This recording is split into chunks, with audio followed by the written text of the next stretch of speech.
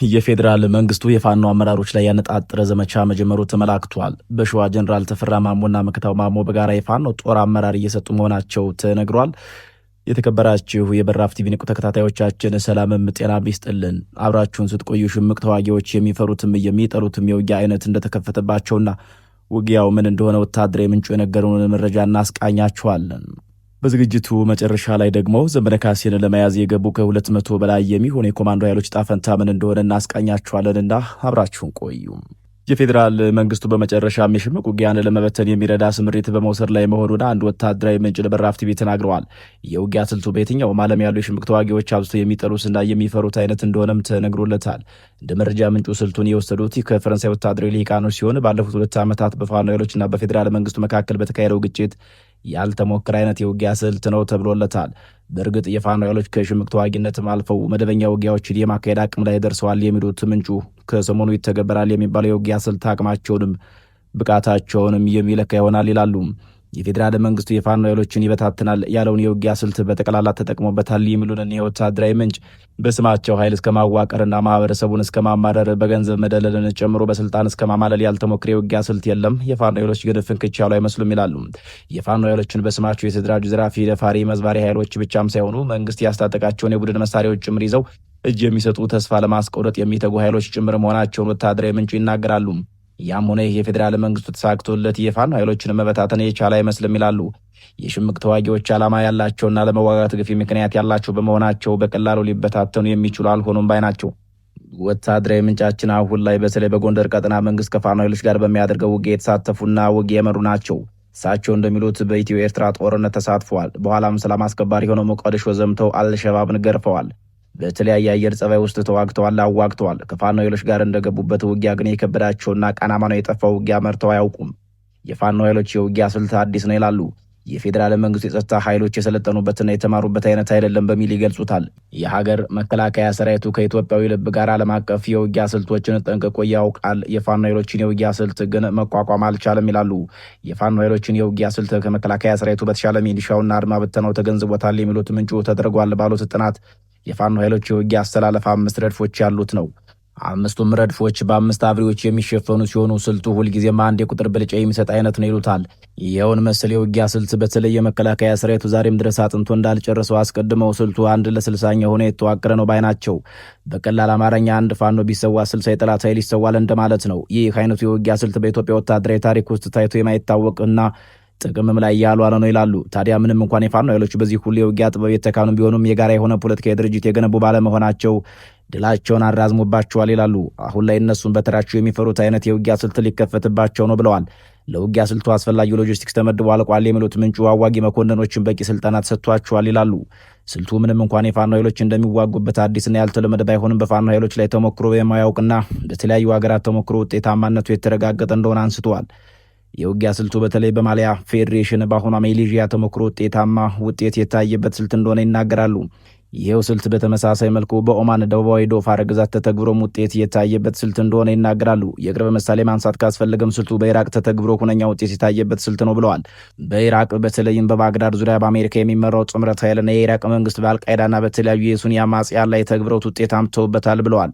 በወቅቱ ጀነራል ዴቪድ ፔትሬስ የአዲሱ የጸረ ሽምቅ ውጊያ ማንዋል ተግባራዊ ያደረጉ። የአሜሪካ ወታደሮች ቁጥር በመጨመር ከትላልቅ የጦር ሰፈሮች ወጥተው በህዝቡ መካከል እንዲሰፍሩም ተደረገም። ትኩረቱ የህዝቡን ደህንነት ማስጠበቅ ላይ ሆነ። ከአማጽያኑ ጥቃት ህዝቡን መጠበቅ አስፈላጊ እንደሆነ ታምኖበታል። በተጨማሪም የአካባቢው ሱኒ ጎሳ መሪዎች ከአልቃይዳ ጋር እንዲተባበሩ በማግባባት የአማጽያኑ የመረጃ ምንጭ የጥቃት አቅም በእጅጉ በመቀነስ ውጤት አምጥቷል ይሉበታል። የውጊያ ስልቱ የተዋጊ ስነ ልቦናን፣ የማህበረሰብ የፖለቲካ ንቃትን፣ ቁርጠኝነትና ዓላማን የሚጠይቅ በመሆኑ በሌሎች ሀገራት ተሞክሮ ስልቷል ማለት ኢትዮጵያ ላይ ይሰራል ማለት አይደለም የሚሉት አዋጊ መኮንኑ ውጤቱ መሬት ላይ የሚታይ ይሆናል ይላሉ። ሽምቅ ተዋጊዎች በአብዛኛው የሚሸሹት ፊት ለፊት የሚደረግን መጠነ ሰፊ ወታደራዊ ግጭት ሳይሆን የተቀናጀ የጸረ ሽምቅ ውጊያ ወይም ኮንሄንሲቭ ካውንተር ኢንተርጀንሲ ወይም ኮይን በመባል የሚታወቀውን ሁሉን አቀፍ ስትራቴጂ ነው ይላሉ። የውጊያ ስልቱ የሽምቅ ውጊያ ጥንካሬ የሆኑትን የህዝብ ድጋፍ፣ የመንቀሳቀስ ነጻነትንና የመረጃ ምንጮችን በማድረግ ላይ የሚያነጣጥር እንደሆነ አስረድቷል። ሽምቅ ውጊያ ያልተመጣጠነ ጦርነት ወይም አሲሜትሪክ ዌርፌር አይነት ነው የሚሉት የአዋጊ መኮንኑ ተዋጊዎቹ በትልልቅ ኃይሎች ላይ ድንገተኛ ጥቃቶችንና ብርበራዎችን በመሰንዘር በፍጥነት ወደ ህዝቡ ይዋሃዳሉ ይላሉ። በማከልም ዋና ዋና ጥንካሬያቸው በመደበቅና በአካባቢው ህዝብ በሚያገኙት መረጃና ስንቅ ላይ የተመሰረተ እንደሆነ ያብራራሉ። ሽምቅ ተዋጊዎች የሚፈሩት ስልት የመደበኛ ኃይሎች በሽምቅ ተዋጊዎች ላይ የሚወስዱትን የተቀናጀ ጸጥታና የፖለቲካ እርምጃ ሳይሆን ስልቱም የህዝቡ ድጋፍ በማግኘትና የሽምቅ ውጊያን መሰረት በማድረግ ላይ እንደሚያተኩር አመላክተዋል። ከላይ እንደተባለው የሽምቅ ተዋጊዎች የሚፈሩትም የሚጠሉትም የጸረ ሽምቅ ውጊያ ስልት ኮይን በመባል የሚታወቁ አይነት የውጊያ ስልት ነው። የውጊያ ስልቱ 5 የሚያክሉ ዓላማዎች ያሉት ሲሆን ከመካከላቸው አመራሮችን አድኖ ማጥፋት የሚለው ተቀዳሚ ዓላማው ነው ይላሉ። ውጤታማ የጸረ ሽምቅ ውጊያ ኃይልን ከመጠቀም ባለፈ የህዝብን ድጋፍ ማግኘት ላይ ያተኩራል። የህዝቡን ታማኝነት ከመንግስት ጎን ማሰለፍ፣ ይህ የሚደረገው ደህንነትን፣ የህግ በላይነትንና መሰረታዊ አገልግሎቶችን በማቅረብ ነው። የሽምቅ ተዋጊዎችን አቅም ማዳከም ሌላው የውጊያ ስልቱ ሌላኛ ዓላማ ነው። የሽምቅ ተዋጊዎችን ስንቅና አዳዲስ ምልመላ ምንጮችን ማድረግ አስፈላጊ ነው ይላሉ። ጠንካራ መረጃ መሰብሰብ፣ ማደራጀት፣ መተንተንና ማናበብ ሌላኛው ስልቱ ሲሆን የሽምቅ ተዋጊዎችን አመራርና መዋቅር ለመረዳት መረጃ መሰብሰብና መደምሰስ ያሻል ይላሉ። ይህ የውጊያ ስልት በተደራጀ አግባብነት ባይሆንም ከአሁን ቀደም በተለይ በጎጃም ተተግብሮ ውጤቱ ያን ያክል እንደነበር የሚያነሱት ታዋጊ መኮንኑ ግን ህዝቡንና ተዋጊውን መነጣጠል አልተቻለም ብለዋል። በይፋ ባይሆንም የአማራ ህዝብና ፋኖ ምንም አይነት ልዩነት የላቸውም የሚለውን ድምዳሜ መንግስት አቋም ከያዘበትም ውሎ አድሯል ይላሉ። በእርግጥ በክልሉ ህዝብ ላይ የሚፈጸሙ የጦር ወንጀሎችም የሚያመላክቱት ያንኑ ነው።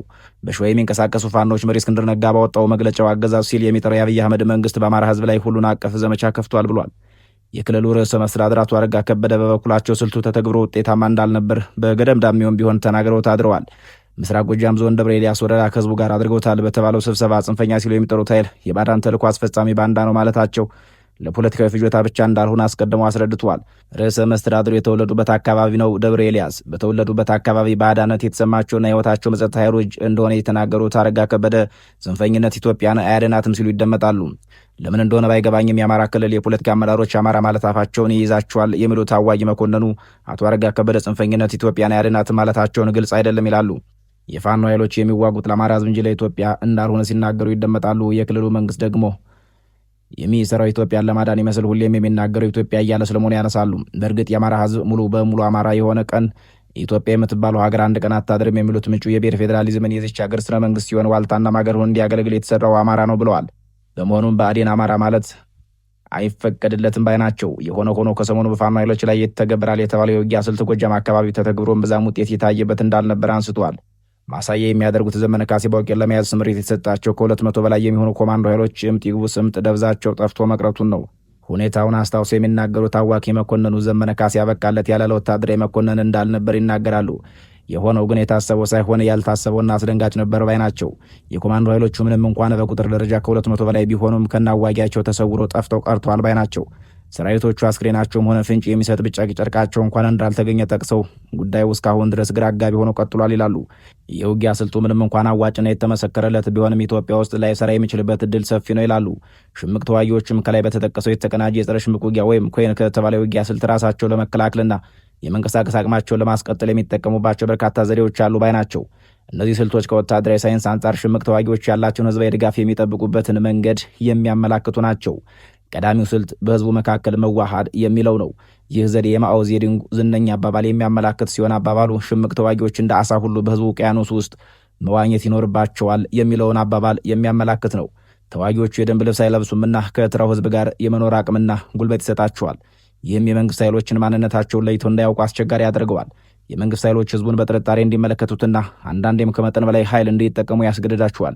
ይህም ህዝቡን ከመንግስት ጋር እንዲራራቅና እንዲቃቀር ያደርገዋል።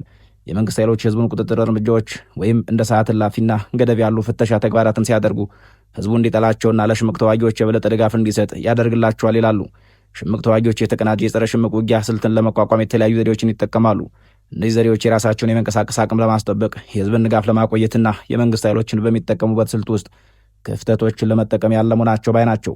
ይህ የውጊያ ስልት ውስብስብና የራሱ የሆነ ተግዳሮቶችም አሉት። የሽምቅ ተዋጊዎች ከአካባቢው ህዝብ ጋር ሲዋሃዱና ሰፊ ህዝባዊ ድጋፍ ሲኖራቸው ስልቱን ተግባራዊ ማድረግ እጅግ ከባድ ይሆናል።